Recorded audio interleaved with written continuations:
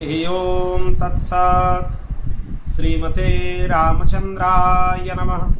ओं परमहंसा स्वादित चरणकमलचिन्मकरन्दाय भक्तजनमानसनिवासाय श्रीरामचंद्राय नमः।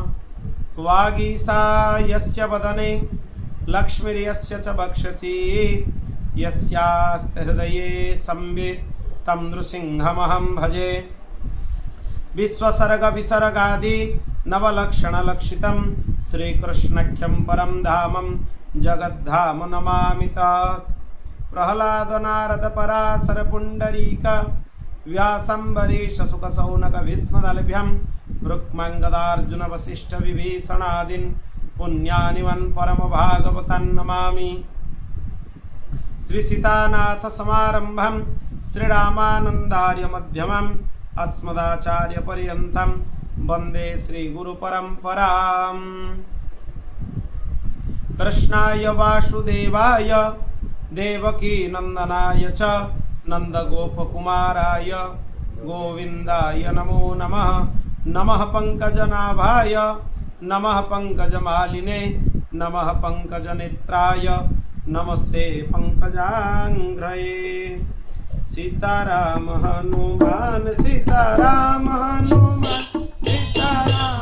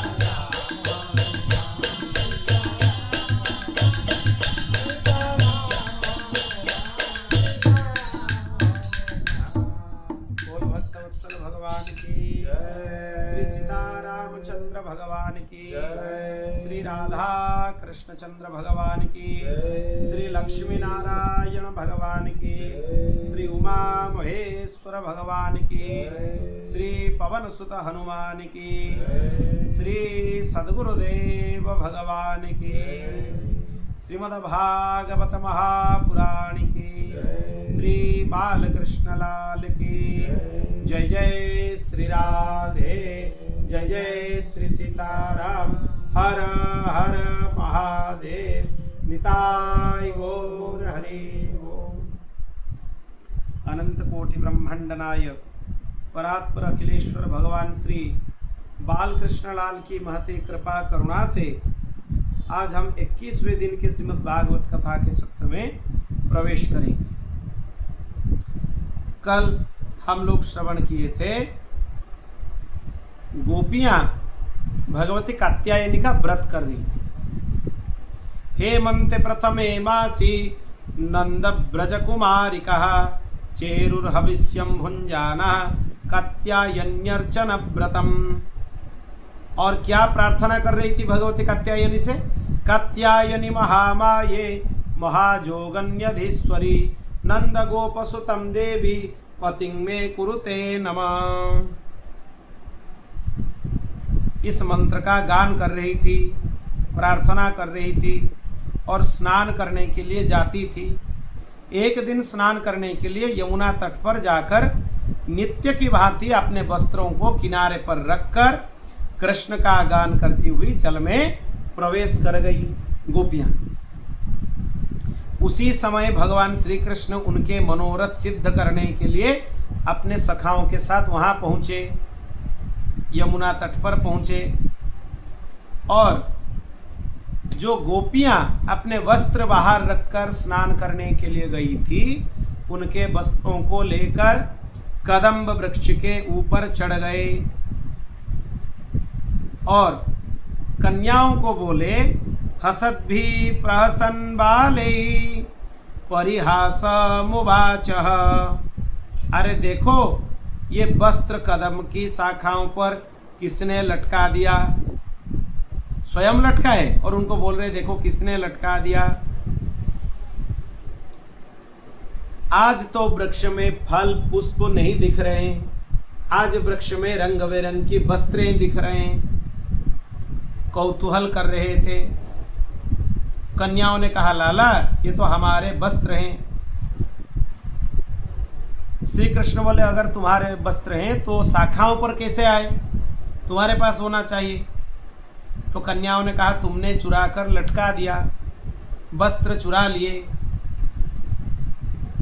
श्री कृष्ण बोले ठीक है, तुम लोग फिर मुझे चोर ठहराने लगे हो, चोर बोलते हो, मैं नंदराज का पुत्र हूं। कन्याओं ने कहा लाला नाराज ना हो, देख लो ये वस्त्र स्त्रियों के हैं या पुरुष के हैं। श्री कृष्ण कहे कि देखो मैं भी देख रहा हूं।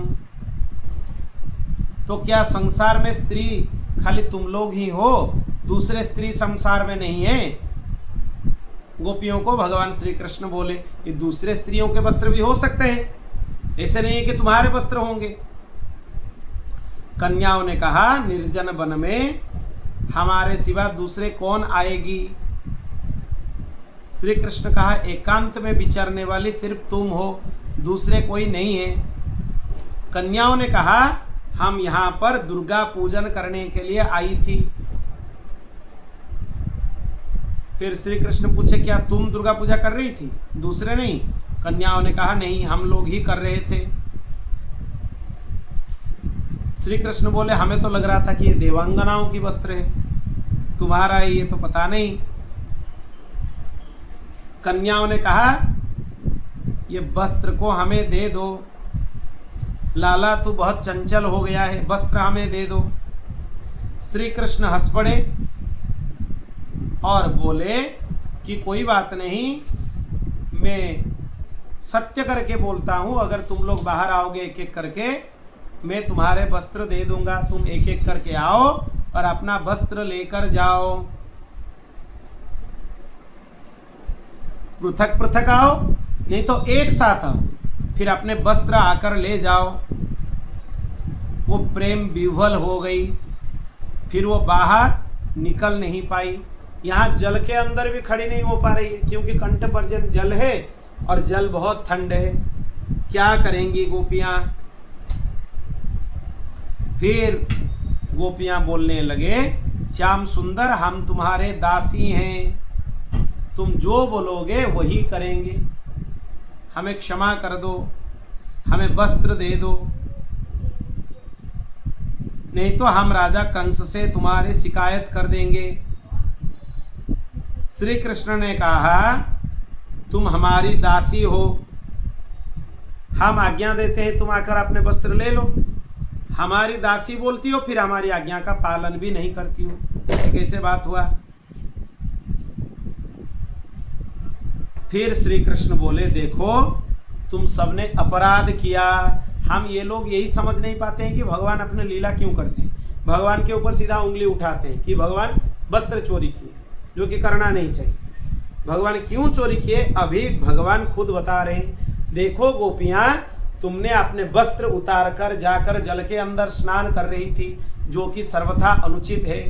तुम वरुण देव के अपमान किए, उल्लग्न होकर स्नान नहीं करना चाहिए, कुछ ना कुछ वस्त्र शरीर पर होना ही चाहिए, बिना वस्त्र के स्नान करना अपराध है, वरुण देव का अपराध है, अपमान है। इसीलिए प्रायश्चित्त के निमित्त अंजलि बांधकर उन्हें प्रणाम करो और अपने अपने वस्त्र आकर ग्रहण करो। स्मृतियों में नग्न स्नान को निषिद्ध किया गया है। स्मृतियों का वचन है स्नानम दानम तथा होमम शयनम गमनम भुजिम विवस्त्रो प्रकुर्वीत कुर्वाण पापकृत भवेत्। इतने काम नग्न होकर नहीं करना चाहिए, स्नान नहीं करना चाहिए, दान नहीं देना चाहिए, होम नहीं करना चाहिए, शयन नहीं करना चाहिए, भोजन नहीं करना चाहिए, यात्रा नहीं करना चाहिए, नहीं तो जो करते हैं उनको पाप लगता है। इसीलिए इतना काम विवस्त्र होकर नहीं करना चाहिए। फिर कन्याओं ने भगवान की आज्ञा मानकर वैसा ही किया और भगवान उनको अपने वस्त्र दे दिए। वे कन्याएं भगवान के चरण स्पर्श की कामना से थोड़े दूर में खड़ी रही। भगवान उन कन्याओं को बोला कि मैं तुम्हारा संकल्प जान लिया, तुम मेरे प्राप्ति के लिए दुर्गा देवी का व्रत कर रही थी, इसीलिए तुम ब्रज लौट जाओ। हम प्रण करते हैं कि हमारे प्राप्ति अवश्य तुम लोगों को होगी। और गोपियां वहां से श्री कृष्ण के चिंतन करते हुए वहां से लौट गई, अपने घर को चली गई। और इसी प्रकार शरद ऋतु में गोपियां भगवत चिंतन करती हुई प्रसन्न हो गई। फिर परीक्षित राजा पूछने लगे सुखदेव जी को, भगवान अगर ऐसे लीला करेंगे तो फिर क्या होगा, समाज को क्या शिक्षा मिलने वाला है इससे। असल में भगवान यहाँ पे स्पष्ट कर दिए कि गोपियों के द्वारा यहाँ पर वरुणदेव का अपमान हुआ था, जो कि नहीं करना चाहिए। वही सबक सिखाने के लिए वहां पर आ गई। पर चीरहरण का रहस्य क्या है? अतसी कुसुमो पमेय कांतिर यमुना कुल कदम्ब मध्यवर्ती नवगोप बधू कुलशाली बनमाली वितनोतु मंगलानी। बहिर्दृष्टि से तो मानवीय है, अंतर्दृष्टि में भी ये मानवीय है, क्योंकि गोपी भगवान श्री कृष्ण के अंशभूत जीव हैं। जीव पुरुषत्व को भूलकर प्रकृति बना हुआ है, वो पुरुषत्व को भूल गया है जीव। और उसके दो आवरण हैं, स्थूल शरीर और सूक्ष्म शरीर। शास्त्रों में ये अपरा और परा प्रकृति बोला जाता है। स्थूल शरीर है अपरा प्रकृति और सूक्ष्म शरीर है परा प्रकृति। यही गोपी रूपी जीव के दो वस्त्र हैं, एक तो स्थूल शरीर है, दूसरा सूक्ष्म शरीर है। ये दो वस्त्र हैं गोपियों के। जब जीव रूपी गोपियां भगवत प्राप्ति करने की इच्छा किए, तब भगवान कृपा करके उनके दो वस्त्र को हरण कर लिए। मतलब वो देहाभिमान शून्य हो गए। स्थूल शरीर का हरण कर लिए, सूक्ष्म शरीर का भी हरण कर लिए। अब वो विशुद्ध चित्त होकर भगवान के अधिकारी बन गए। यही चीरहरण का उद्देश्य है। नहीं तो बार बार जन्म हम लेते रहते हैं। स्थूल शरीर सूक्ष्म शरीर इनके बंधन से मुक्त होना और परमात्मा के साथ मिलना, यही सबके लिए दुर्लभ है। बोल भक्तवत्सल भगवान की।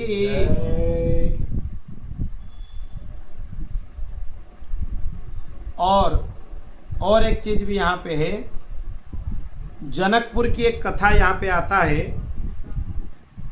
जनकपुर में भगवान श्री रामचंद्र जब विवाह करने के लिए जनकपुर गए थे, वहाँ पर भगवती जानकी के साथ ही बहुत सारे वहाँ पर जितने गोपियों के जैसे बालिकाएं थी, नारी थे, कन्याएं थी, वो सब भगवान राम जी को देखकर मोहित हो गई। राम जी को प्राप्त करना चाहा, पर भगवान बोले कि देखो आप मर्यादा पुरुषोत्तम हैं, हम एक से अधिक स्त्री ग्रहण नहीं करेंगे, क्योंकि यह सर्वदा मर्यादा के विरुद्ध है। इसीलिए राम जी मना कर दिए कि हम यहाँ पर विवाह नहीं करेंगे, एक पत्नी व्रत ही हमारे जीवन में रहेगा, जो कि भगवती जानकी के साथ उनका विवाह हुआ। और कन्याओं को बोले, स्वप्न में आकर बोले कि अगले जन्म में तुम गोपी बनोगे, उसी समय तुम कात्यायनी भगवती का व्रत करना और मैं कृष्णावतार में तुम्हारे मनोरथ पूर्ण करूंगा।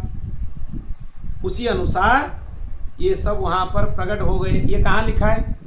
आप लोग पूछेंगे भागवत जी में तो ये नहीं लिखा है, ये गर्ग संहिता में लिखा है। श्लोक भी बोल देते हैं, ध्यान से सुन लीजिए। श्री रामस्य वराज्जाता नवनंद ग्रहेषु यः कमनीयं नंद सुनुम दृष्ट्वा ता मोहमास्थितः मार्गशीर्षे शुभे मासी चक्रुः कात्यायनी व्रतम। यह गर्ग संहिता में लिखा हुआ है। राम जी के समय से ही राम जी इनको वरदान दिए हैं।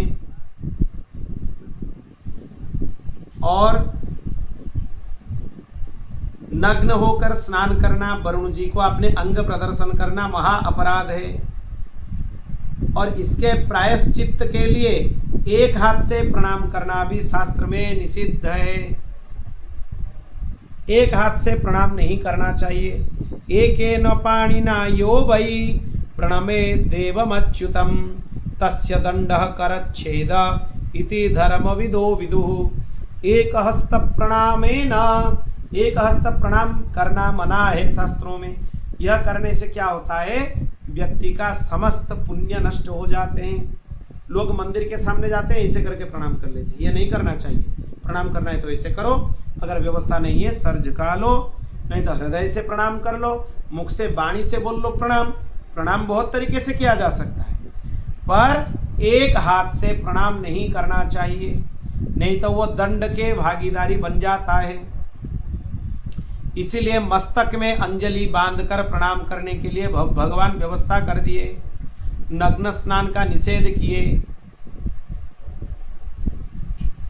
आचार्य बंशीधर जी यहाँ पर संकेत करते हैं कि भगवान की नित्य सिद्ध पत्नियां हैं गोपियां, उनके साथ उनका विवाह की बात दोनों जगह लिखा है। ब्रह्म वैवर्त पुराण में भी लिखा है और गर्ग संहिता में भी लिखा है कि गोपियों का विवाह श्री कृष्ण के साथ हुआ था। ऐसे हुआ जब ब्रह्मा जी सभी ग्वाल वालों को हरण कर लिए, भगवान श्री कृष्ण सबके रूप धारण करके रहे। वो रहस्य गर्गाचार्य जी को पता चल गया। फिर गर्गाचार्य जी आकर बोले, देखो एक बहुत अच्छा अवसर आया है, बहुत अच्छा योग आया है, तुम लोग क्या करो, अपने अपने पुत्रों को कन्याओं के साथ विवाह कर दो। तो जितने गोप बालक थे सबका विवाह गोपियों के साथ हो गया, पर गोप बालक तो नहीं थे, उनके बेस में कौन थे, श्री कृष्ण थे। इसीलिए सब गोपियों का पाणी ग्रहण किसके साथ हुआ, श्री कृष्ण के साथ हुआ। श्री कृष्ण के पाणी ग्रहिता है जितने भी गोपियां हैं, तो अपराध कहां से होगा, ये शास्त्र सिद्ध है। इसीलिए जिनका जो भावना है भगवान उसको पूर्ण करते हैं। गोप्य कामाद भयात कंशो द्वेषात् चैद्यादयो नृपः संबंध्यात् वृष्णयः स्नेहात् जूयं भक्त्या वयं विभो। कौन कैसे भगवान का भजन कर रहे थे, गोपियां काम से, कंस भय से, शिशुपाल आदि राजा द्वेष से, यादव संबंध से, पांडव स्नेह से और नारद आदि भक्त भक्ति से भगवान को प्राप्त हुए। तस्मात् केनाप्युपायेन मनः कृष्णे निवेशयेत्। येन केन प्रकारेण मन को श्री कृष्ण में लगाना है, यही भक्ति की सार्थकता है। किसी भी प्रकार से अपने मन को भगवान श्री कृष्ण में लगाओ, किसी भी प्रकार से, चाहे वो काम से हो, चाहे वो संसार की कोई भावना से हो, किसी भी प्रकार से भगवान श्री कृष्ण में अपने मन का निवेश करो। आगे एक चीज बोला जाता है, भूख से व्याकुल होकर ग्वाल बाल भगवान की शरण में आते हैं, पर उस दिन जल्दबाजी में खाद्य सामग्री छोड़कर आ गए थे। फिर सब जाकर बलदाऊ के पास और श्री कृष्ण के पास जाकर बोले कि देखो दाऊ दादा कन्हैया, हमें कुछ खिलाओ, खाने का प्रबंध करो। भगवान यज्ञ पत्नियों के ऊपर कृपा करने की इच्छा से ग्वाल बाल से कहा, देखो तुम लोग यज्ञ मंडप में चले जाओ, वहां पर ब्राह्मण स्वर्ग प्राप्ति के लिए आंगिरस नाम की यज्ञ कर रहे हैं, वहां पर भोजन मांगो। फिर कृष्ण बलराम भी वहां पर आकर पहुंचे, ये लोग जाकर मांगे, पर ब्राह्मणों ने क्रिया के गर्व से उनको कुछ नहीं दिया, खाने के लिए कुछ नहीं दिया। यद्यपि यज्ञ, देवता, यजमान, धर्म, यज्ञ द्रव्य सब भगवान के ही स्वरूप हैं, इनको समझना चाहिए। और श्री कृष्ण को जितने वेदज्ञ ब्राह्मण हैं वो मनुष्य समझ रहे, इसलिए वो इनको खाना नहीं दिए, वहां से निराश होकर आ गए। फिर भगवान ने हंसकर गोपों से कहा, और एक बार पुनः जाओ, उनकी यज्ञ पत्नियों से जाकर भोजन मांगो। अब उनसे मत मांगना, वो तुम्हारे इच्छा अनुसार अवश्य भोजन देंगे। तो जितने गोप बालक थे वो उनके आज्ञा मानकर यज्ञ पत्नियों को जाकर प्रणाम किए और उनको याचना किए भोजन के लिए। यज्ञ पत्नियां उनको स्वागत करके बिठाए, पूरा संपूर्णतया उनको स्वागत किए, उनको लेकर बिठाए, फिर उनको खिलाए पिलाए, प्रसन्न कर दिए। अब जब यज्ञ पत्नियां सबको खिला दिए तब उनको बोले कि हे विप्र पत्नी, तुम्हारा कल्याण हो, तुम्हारा वांछित जो अभिष्ट था वो सिद्ध हो गया। तुम परमात्मा को खिलाना चाहते थे, परमात्मा खुद आकर पा गए। अब तुम लोग यज्ञ मंडप में चले जाओ, नहीं तो तुम्हारे बिना तुम्हारे पति यज्ञ पूरा नहीं कर पाएंगे। तो फिर यज्ञ पत्नियां बोली कि हम सब कुछ छोड़कर आपके शरण में आए हैं, आपको छोड़कर भला कहाँ जाएंगे, हम कहीं नहीं जाने वाले हैं, आपके शरण में रहेंगे, अपने शेष जीवन यही बिताएंगे। भगवान बोले, देवियाँ तुम चिंता मत करो, तुम्हारा कोई भी अनादर करेगा ये मत सोचो, सब तुम्हारा आदर करेंगे। तुम अपने काम करते हुए ही हमें प्राप्त हो जाओगे। यथेष्ट भोजन भगवान पा गए। यहाँ पर एक अच्छा बात बोला गया है, धिग जन्मनास्ति वृद्ध विद्याम धिग व्रतम धिग बहुज्ञताम धिक कुलम धिक क्रिया दक्षम विमुखाजे त्वधोक्षजे। जो भगवान से विमुख हैं, जिनका जन्म, विद्या, व्रत, भोग्यता, कुल, क्रिया, चातुर्य सब कुछ है, पर भगवान को प्रेम नहीं करते हैं, भगवान से विमुख है, उनका जीवन धिक्कार है, उनका सब उपलब्धियों का धिक्कार है। एक समय की बात है, अग्निदेव की सुंदरता पर ऋषियों की पत्नी मुग्ध हो गई। और जब ये बात ऋषियों को पता चला, ऋषियां अभिशाप दे दिया अग्नि को कि तुम सर्वभक्ष्य हो जाओगे, और पत्नियों को मनुष्य जन्म में उत्पन्न होने का शाप दे दिया। और वही पत्नियां यज्ञ पत्नी बनकर आ गए। कुछ क्षण के बाद वही यज्ञ पत्नी बनकर आ गई। बोल भक्त वत्सल भगवान की, शरणागत वत्सल भगवान की, श्री कृष्णचंद्र भगवान की। वहां पर एक बहुत महत्वपूर्ण प्रसंग बोला गया है, एक श्लोक, अद्भुत श्लोक है, उसका हम यहाँ पे उच्चारण करना चाहेंगे। जो यज्ञ पत्नियों के ऊपर भगवान कृपा किए, उसी प्रसंग में ही एक श्लोक आता है उसमें कि यज्ञ पत्नियां हर प्रकार से भगवान का ही नित्य चिंतन करते हैं और नित्य अपने समस्त कृत्यों में भगवान के साथ ही जुड़े हुए रहते हैं। बोल भक्त वत्सल भगवान की, श्री कृष्ण गोविंद हरे मुरारे, हे नाथ नारायण वासुदेव, श्री कृष्ण गोविंद हरे मुरारे, हे नाथ नारायण वासुदेव, हे नाथ नारायण वासुदेव, हे नाथ नारायण वासुदेव, हे नाथ नारायण वासुदेव, वासुदेव हे नाथ नारायण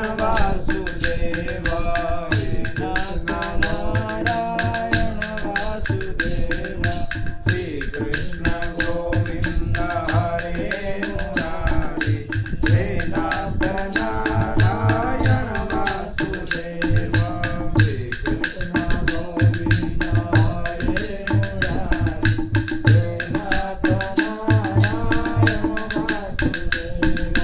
हे नाथ नारायण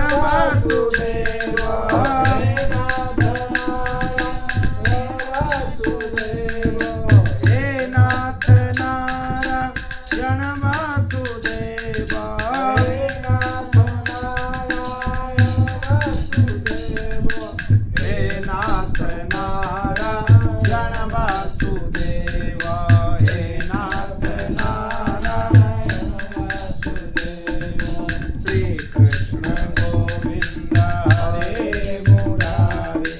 हे नाथ नारायण वासुदेव यादोहने बहनने मथनो प्रलेखे प्रेंक्षीखनार भरुदितो क्षणमार्जनादो गायन्ति चैनमनुरक्त धियो श्रुकण्ठ्यो धन्या ब्रजस्त्रिय उरोक्रमचित्तयानः। अद्भुत है ये श्लोक। यादोहने बहनने, जब गोपियां धार निकालती है तब भी श्री कृष्ण के चिंतन करती है, श्री कृष्ण का भजन करती हुई धार निकालती है, मार्जन करती है, गृह कार्य करती है, उसमें भी श्री कृष्ण का चिंतन करती हुई करती है। ऐसे ब्रज के स्त्रियां धन्य हैं जिनका चित्त श्री कृष्ण से कभी अलग ही नहीं होता है, कभी अलग नहीं होता है। संसार के सभी काम करते हुए भी भगवान श्री कृष्ण का स्मरण किया जा सकता है, उसमें संसार किसी भी तरह से बाधा नहीं है। बोल भक्त वत्सल भगवान की, शरणागत वत्सल भगवान की। एक बार भक्तमाली जी महाराज पूज्य परम गुरुदेव जी एक ऐसे ही सुदामा कुटी में ध्यान से बैठे थे, आंख बंद करके ऐसे ऐसे कर रहे थे। तो महाराज जी गुरुदेव भगवान उनको पूछे कि महाराज जी आप क्या व्यायाम कर रहे हैं? तो भक्तमाली जी बोले हाँ पंडित जी तुम ऐसे ही समझ लो, हम व्यायाम ही कर रहे हैं। तब कुछ भावुक हो गए और इसी श्लोक का भागवत जी का वो गान किए, यादो हने मथने प्रलेपे, यही श्लोक का गान किए और बोलने लगे कि गोपियां अपने नित्य नैमित्तिक कृत्यों में वो चक्की घुमाती हुई भी श्री कृष्ण का ध्यान करती है, धार निकालती हुई भी श्री कृष्ण का ध्यान करती है, और मक्खन बनाती हुई उसमें भी श्री कृष्ण का ध्यान करती है, अपने सब क्रियाओं में श्री कृष्ण का ध्यान करती हुई करती है। इसीलिए धन्य ब्रज स्त्री, ब्रज के स्त्रियां धन्य हैं।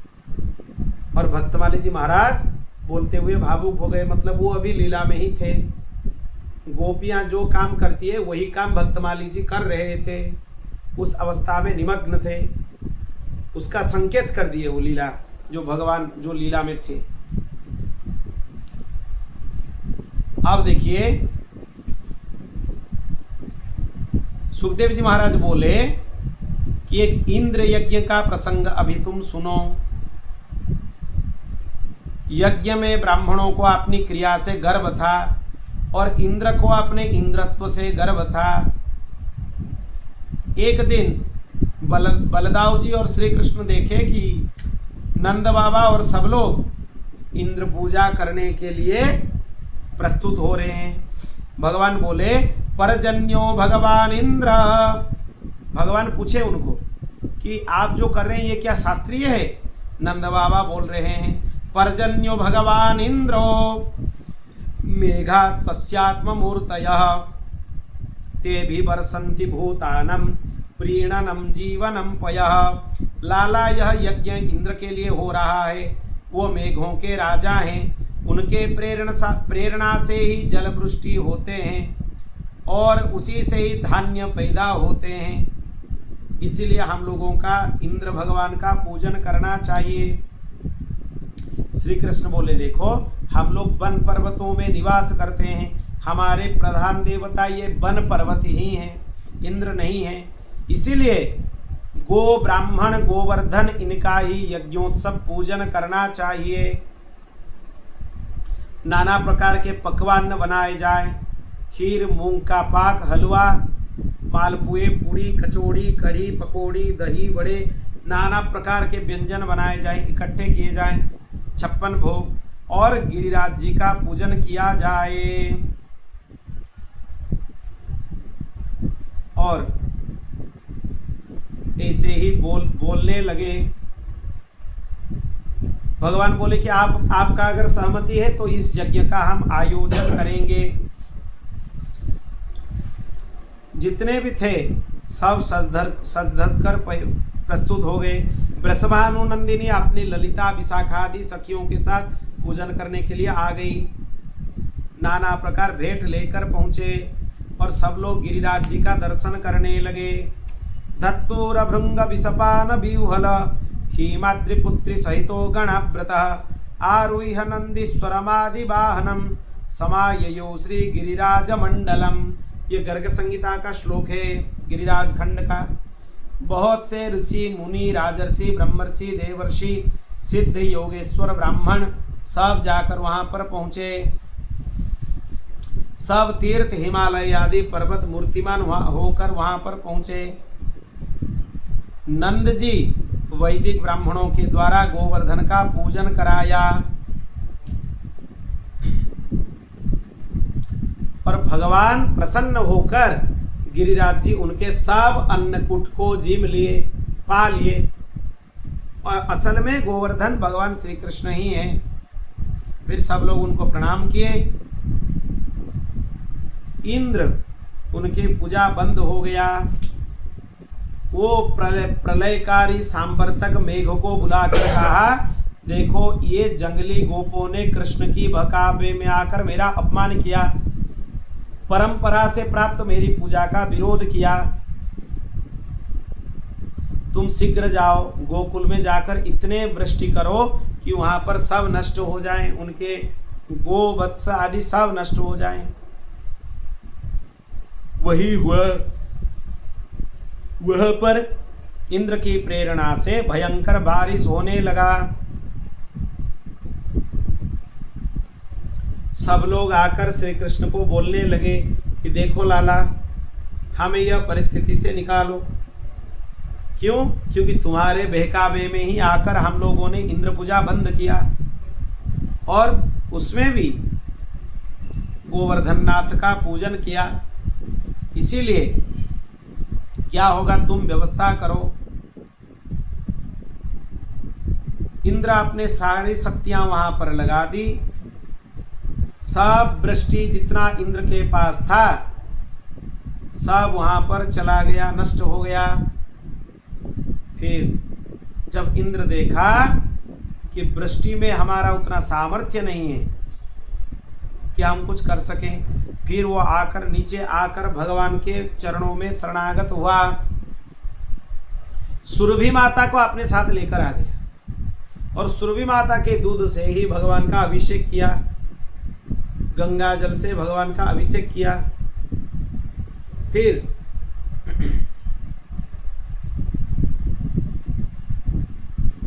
स्नान करने के बाद, भगवान को स्नान कराने के बाद, गंगा जल दूध आदि सबसे स्नान कराने के बाद उनको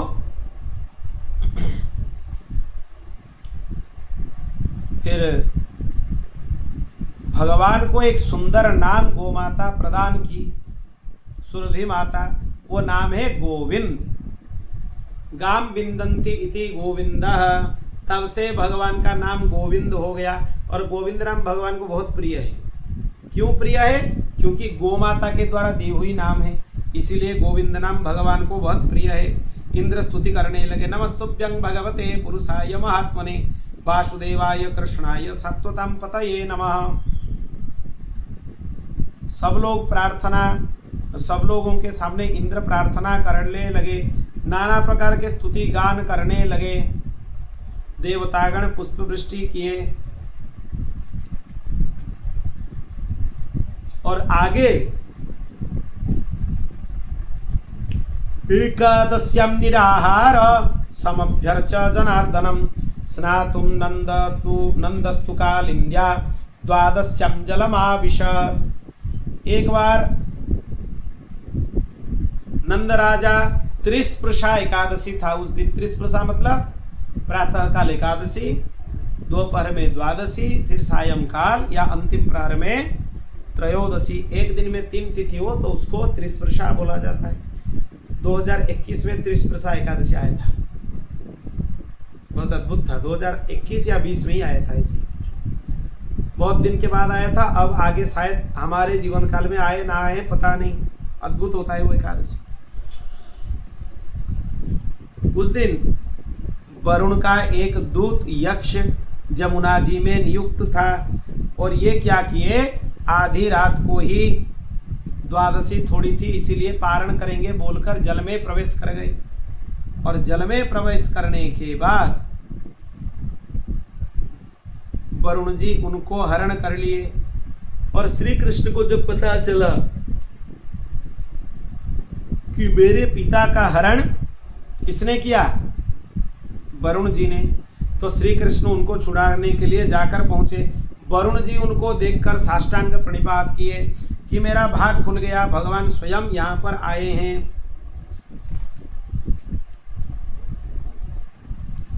फिर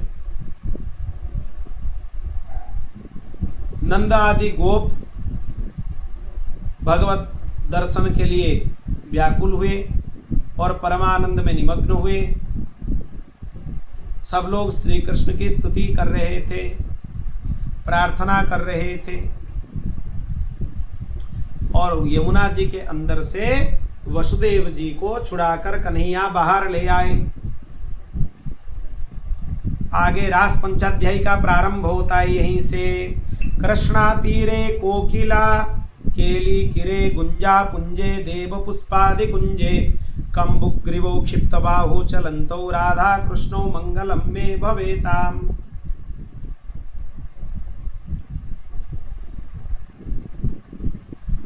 भगवान का, श्री कृष्ण का मल्ल युद्ध हुआ किसके साथ, काम का, और कामदेव वहां हार गए। इसका मतलब महाराज में कामदेव का प्रवेश नहीं है, ये काम विवर्जित लीला है। सुखदेव जी बोलते हैं भगवान पिता रात्रि शरदोत्फुल्ल मल्लिका विक्षरंतु मनश्चक्रे जोग मायामुपाश्रिता। फिर जब वो शरत काल की अद्भुत रात्रि आकर पहुंचा, वो रात्रि ही अद्भुत था। फिर योग माया का आश्रम लेते हुए उसी समय कोई भी वहां पर आने के लिए प्रस्तुत हो रहा हो नहीं हो रहा हो वो तो अलग बात है, पर योग माया का आश्रय लेकर भगवान पुकारने से सब गोपियां एक एक करके आकर पहुंच गई सब। फिर किसी को बुलाने के लिए नाम पुकारना जरूरी है। भगवान क्या नाम पुकारे? हाँ पुकारे। ऐसे पुकारे, निशम्य गीतम तदनंग वर्धनम ब्रजस्त्रिय कृष्ण गृहीत मानसा। अपने अंतःकरण के स्फुरण से भी बहुत कुछ किया जा सकता है। भगवान श्री कृष्ण ने वेणु वादन करते हुए उनको बुलाए, वेणु बजाए।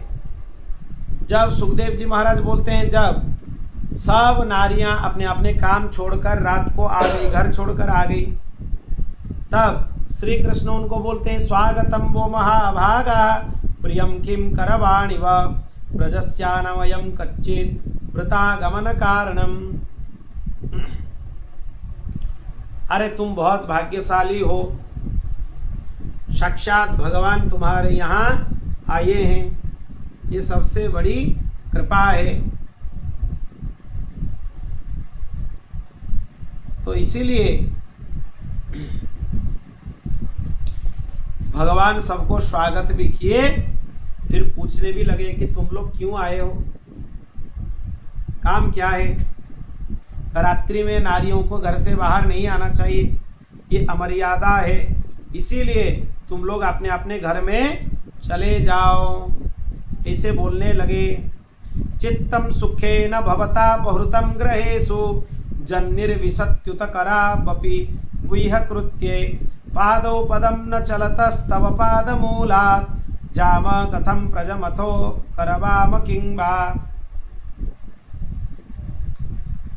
उसी तरीके से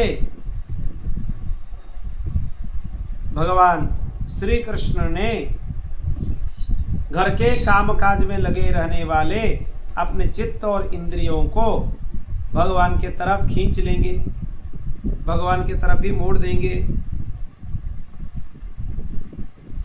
फिर कुछ क्षण जब गया, व्यतीत हो गया, श्याम सुंदर भगवान श्री कृष्ण छिप जाने पर अत्यंत व्याकुल हो उठी थी,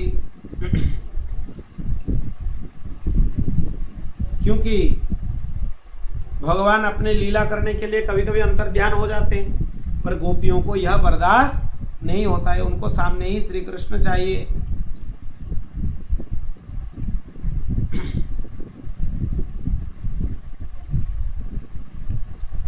वहां पर गोपियां और श्री कृष्ण के बीच में एक अद्भुत कथोपकथन हुआ है, जिसको प्रणय गीत बोला जाता है। गोपियां बहुत सुंदर प्रवचन करने लगी, हम कितने कष्ट से घर द्वार छोड़कर आए हैं और आप हमें बोलते हैं कि हम यहाँ पर छोड़कर चले जाएं। ये क्या रात में किसी को बुलाकर मारने की तरह नहीं है क्या? आप प्रत्यक्ष तो नहीं मार रहे हैं, आप अपने इशारों से हमें मार ही रहे हैं, ऐसे ही समझना चाहिए। फिर भगवान की स्मरण करती हुई गोपियां भगवान को निवेदित करने लगे कि आप हमें प्राप्त हो जाएं। भगवान वहां पर प्रकट होके थोड़ा नृत्य किए गोपियों के साथ, फिर उन्हीं के बीच में से किसी एक गोपी को लेकर अंतर्ध्यान हो गए। कैसे हुए? पृथ्वी पर भगवान श्री कृष्ण के चरण चिन्ह दिख रहे थे, तो स्वाभाविक गोपी के चरण चिन्ह में भी अनुमान किए। फिर ज्ञान वहां पे पता चलता है, इसी से ही पता चलता है कौन कितना गंभीर है, कितने गंभीरतमा स्थिति में विषयों को लेता है। फिर उनमें से उस गोपी को भगवान अपने साथ ले गए जो अपने आप को सर्वश्रेष्ठ मानती थी। कुछ दूर जाकर वो भगवान से बोली, नाथ अब मुझसे चला नहीं जाता, मैं थक गई हूं। भगवान ने कहा, प्यारी ऐसी बात है तो मेरे कंधे पर बैठ जाओ। वो गोपी को अपने कंधे पर भगवान बिठा दिए। फिर जब आगे मार्ग में वृक्ष का डाली आने लगा तो फिर भगवान नीचे से अंतर्ध्यान हो गए। वो डाली पकड़कर वहां से नीचे तक रही।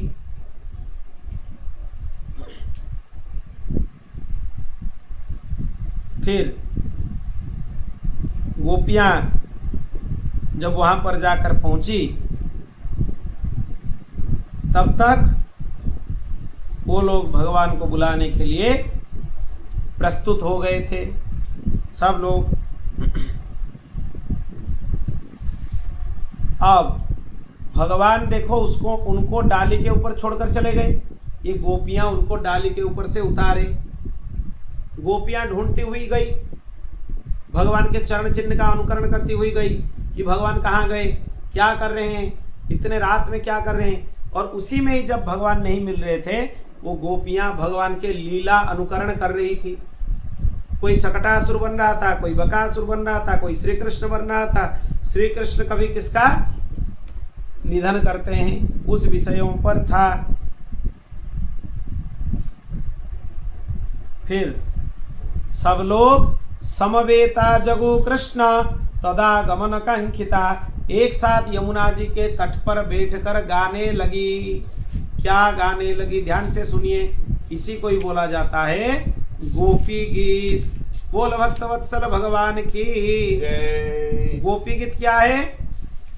यह श्री कृष्ण का प्रस्थान है। जैसे प्रस्थान त्रयी हम लोग को पता है ना, वैसे ही प्रेम प्रस्थान गोपी गीत है। भागवत जी का हृदय दसम स्कंद है और दसम स्कंद का हृदय गोपी गीत है, इसीलिए गोपी गीत का स्मरण हम करते हैं। मूल गोपी गीत का स्मरण करते हैं। आप लोग भी हमारे साथ पाठ कर लीजिए, फिर उसके बाद अर्थ का अनुसंधान करेंगे। जयति तेधिकं जन्मना व्रजः श्रयत इंदिरा शाश्वतस्त्रयी दयितदृश्यताम्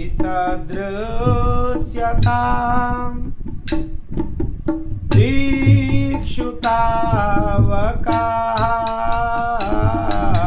स्वईदृताशव स्वां विचिन्वते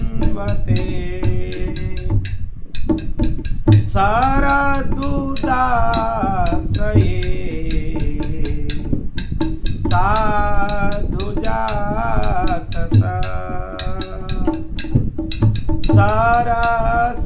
सरसिजोदरा श्रीमुषादृशा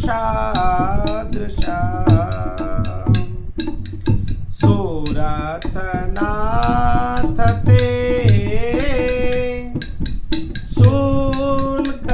शुल्कदासिका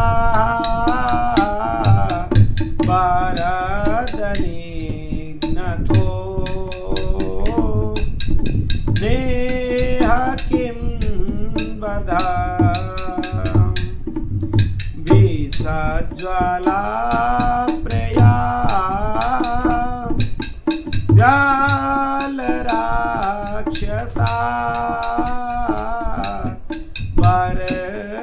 वर्षमारुता वैद्युतानला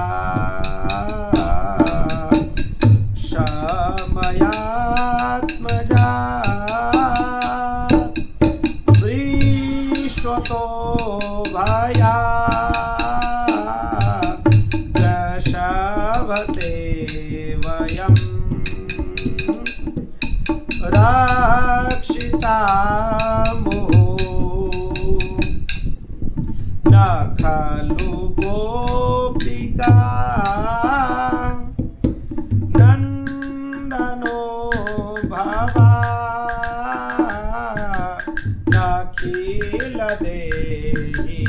नखिलदेहिनाम् अन्तरात्मदे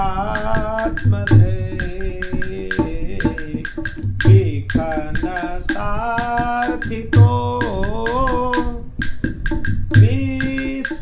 विश्वगुप्तये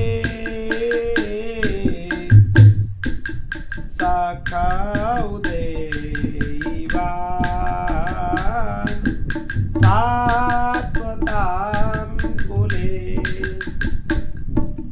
विरचिता भयं वृष्णिधूर्यते चरणमीयुषां संसृतेर्भया करसरोरुहं कान्तकामदं शिरसि देहिना श्रीकरग्रहं व्रजजनार्तिहन् वीरजोषितां निजजनस्मया वंशनस्मिता भज सखे भव किङ्करीस्मनो जलरुहाननां चारुदर्शया प्रणतदेहिनां पापकर दर्शनं तृणचरानुगं वृन्दिहृच्छयं तृणचरानुगं श्रीनिकेतनं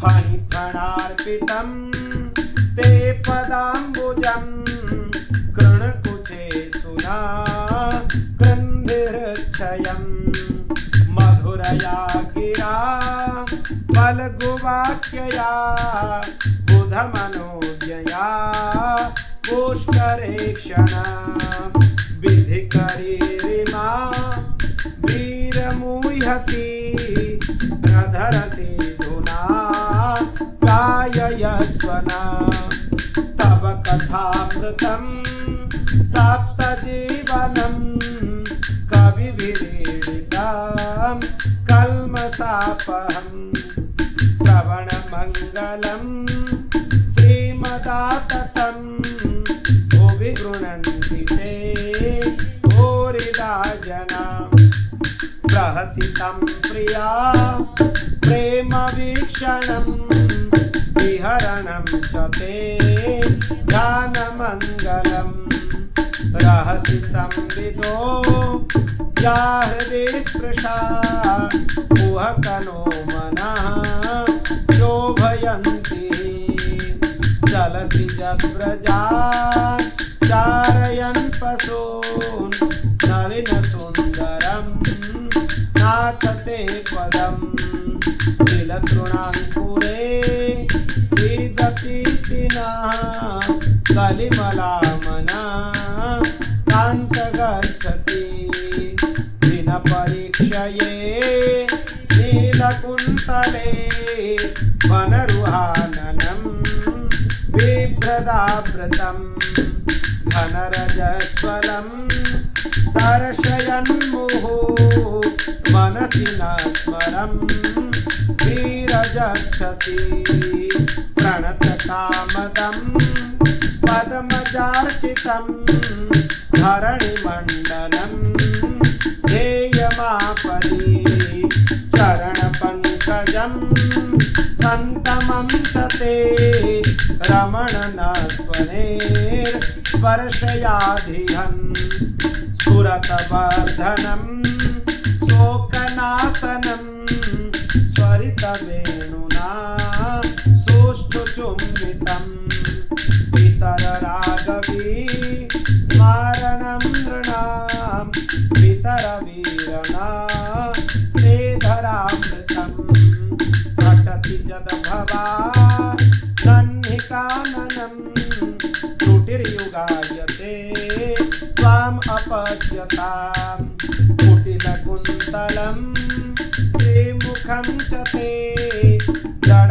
उदीक्ष्यतां लक्ष्मकृदृशां पतिसुतान्वया भ्रातृबान्धवा नतिविलङ्घ्यते यञ्च्युतागतः गतिविदस्तबोध गीतमोहिता हितवयोसिता कस्त्यजिन्निसि रहसि संविदो रक्षयोदयं प्रहसिताननं प्रेमवीक्षणं बृहदुरश्रियो वीक्ष्यधामते मुहुरते स्पृहा मूह्यते मना व्रजवनौकसां व्यक्तिरङ्गते वृजिनहन्त्यलं विश्वमङ्गलं त्यजमनार्चना सेत्पुहात्मनां स्वजनहृद्रजां जन्निसूजनम् यत्ते सुजातचरणा गुरुहंस्तनेषु भीताः सने प्रियदधि महिकर्कशेषु तेनाटवीमटति तत् व्यथते न किंस्वेत् कुरुपादिभिर्भव भवमतिर्धिवदायुषां नः। श्री बालकृष्ण लाल की जय। इतना अद्भुत है गोपी गीत। इनको गाने के बाद श्री कृष्ण तो अवश्य प्रकट होंगे। जूही पुष्प का कितना अच्छा सुगंध आ रहा है। देखिए, हम गोपी गीत का गान किए, ये अद्भुत देखिए, जूही पुष्प का सुगंध आ रहा है कि नहीं? ये दिव्य सुगंध श्री कृष्ण का ही प्रतीक है। ये जूही जो सफेद पुष्प होते हैं उसके बहुत अद्भुत सुगंध होती है। अद्भुत ही देखिए, यहाँ पे कुछ नहीं है, वो सुगंध आ रहा है।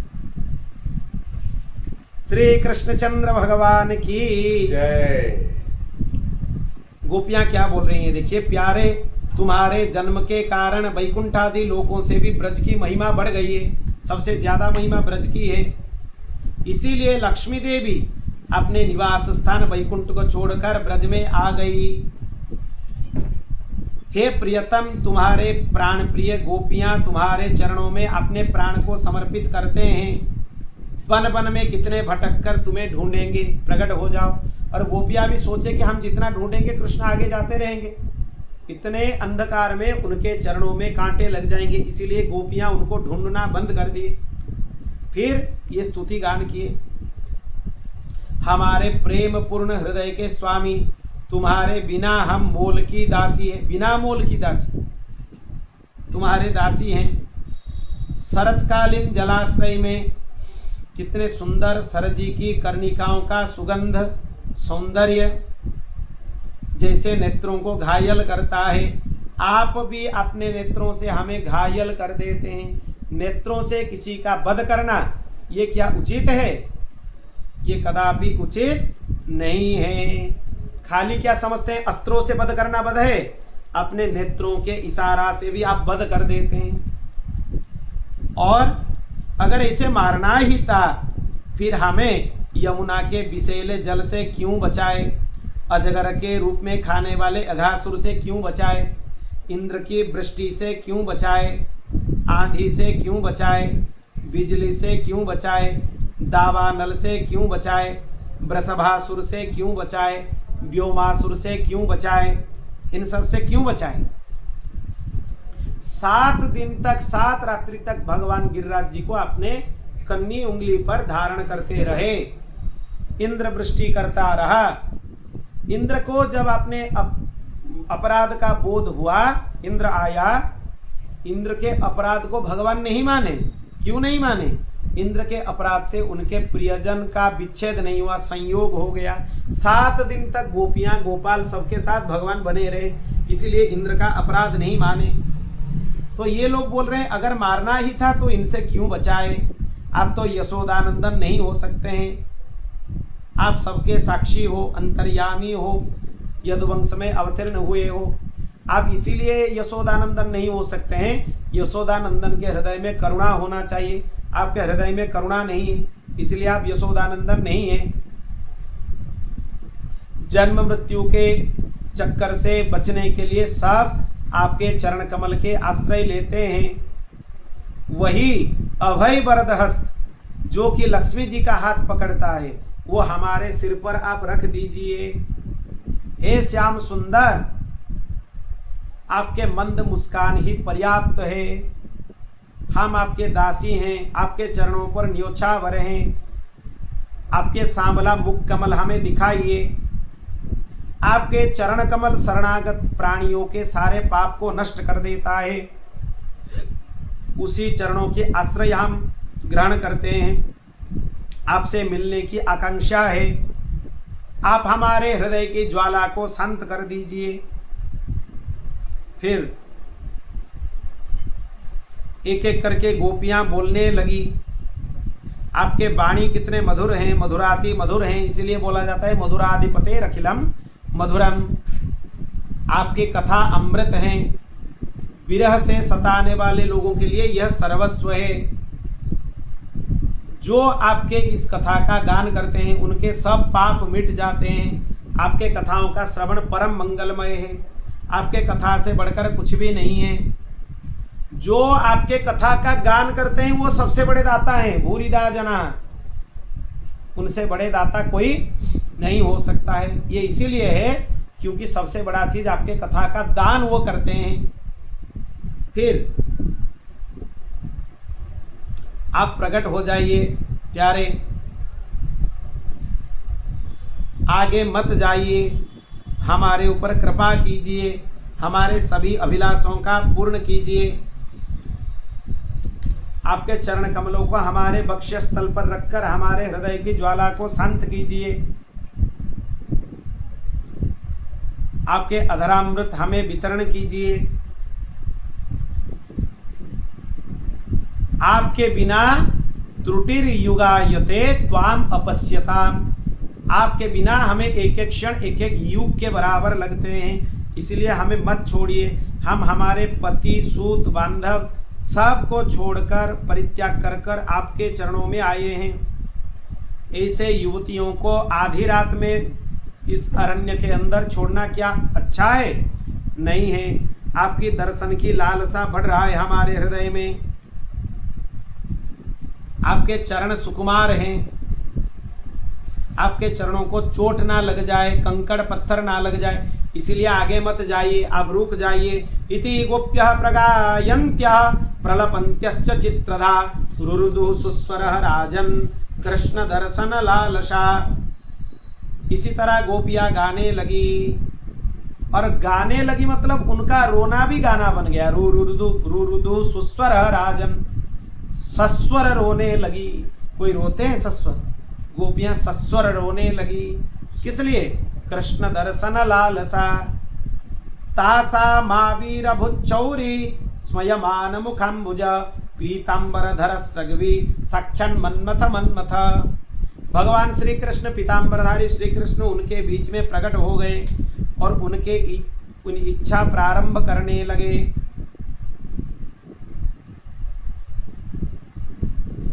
भगवान अपने योग माया के प्रभाव से सबके बीच में एक एक कृष्ण प्रकट होने लगे। हर गोपी के पास कृष्ण है।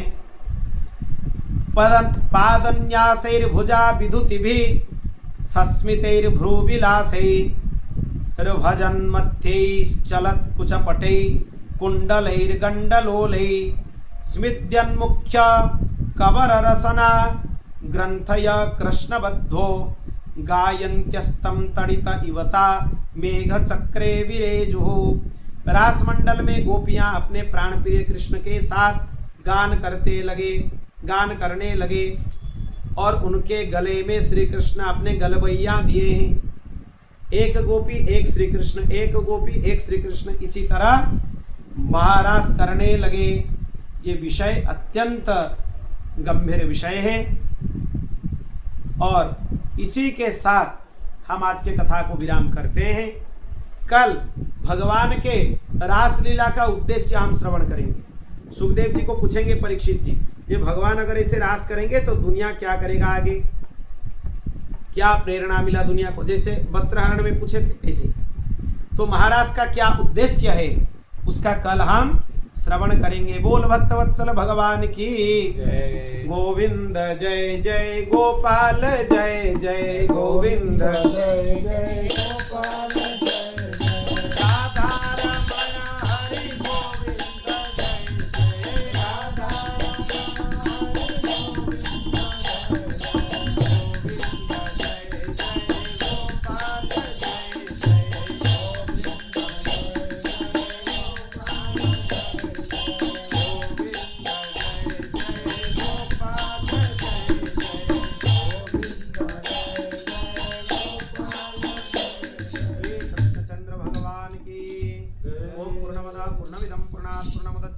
पूर्णस्य पूर्णमादाय पूर्णमेवावशिष्यते।